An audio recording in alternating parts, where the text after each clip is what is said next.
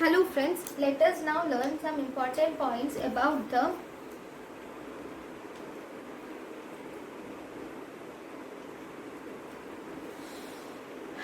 T cell activation. T cell activation occurs by two signals. In the first signal, antigens are displayed by antigen presenting cells as MHCs. Once they are displayed by antigen presenting cells, these are recognized by T cell receptor. Then along with that, we require one more response. The second signal, this is first signal, second signal is co-stimulatory signal. What is this co-stimulatory signal? Co-stimulatory signal is CD80 and CD86 present on antigen presenting cells bind to CD28 on T cells.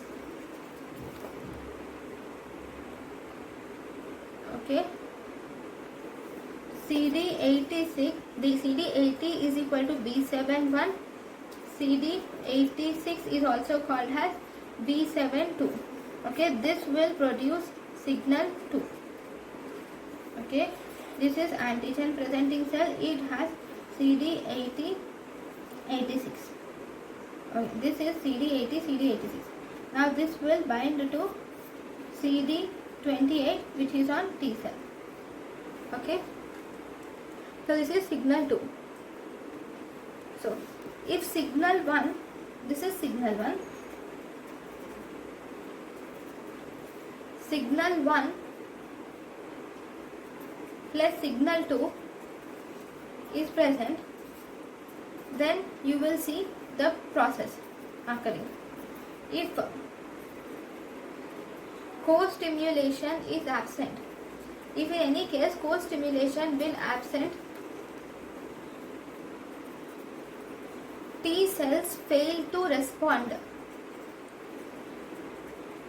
or die.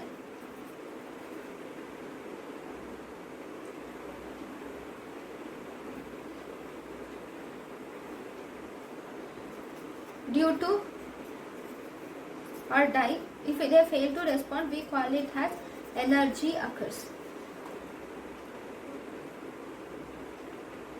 Because this is, if signal 2 is present, then it should be present.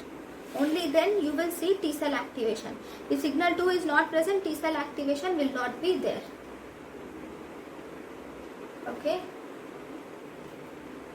So this is T cell activation. Right. We have to learn about one more table, which is T helper cell types.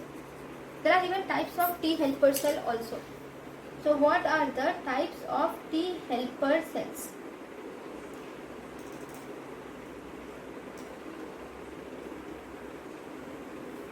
So there are three different types of T helper cells.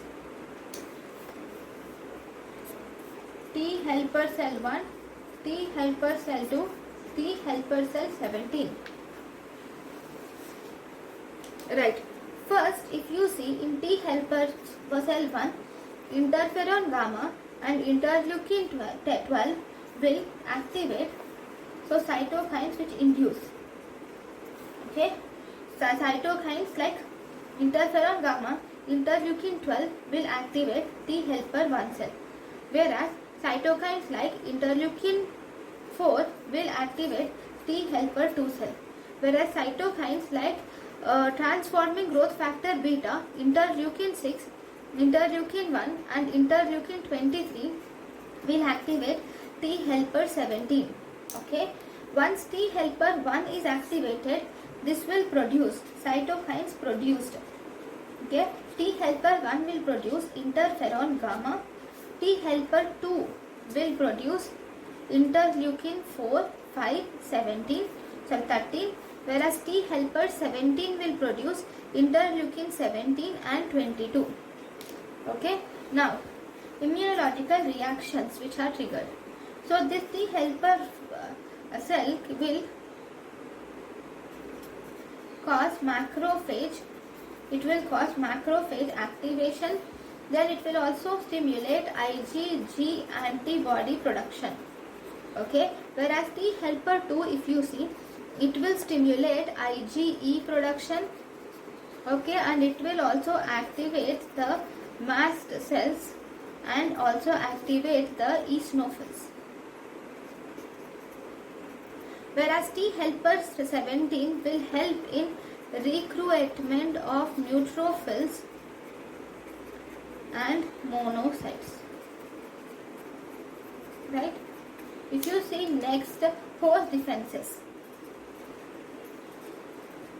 Host defenses seen against T helper 1 defenses are seen against intracellular microbes, that is only intracellular microbes, whereas T helper 2 cells, it is against helminthic parasites, whereas T helper 17 cells, the defenses are against extracellular bacteria and fungi.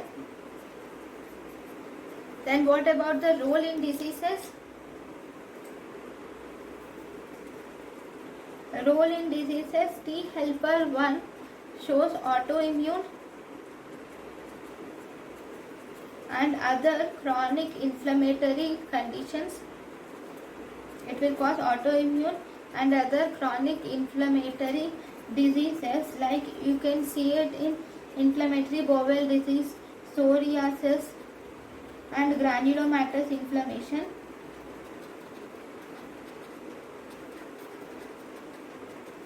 Okay, whereas T helper 2 cells, you will see it in allergies, whereas T helper 17 cell is associated with autoimmune and also chronic inflammatory bowel disease. It is also associated with autoimmune and chronic inflammatory diseases like inflammatory bowel disease, psoriasis and multiple sclerosis. Okay, so these are the differences between the T helper cells and T cytotoxic cells. Now, thank you for watching.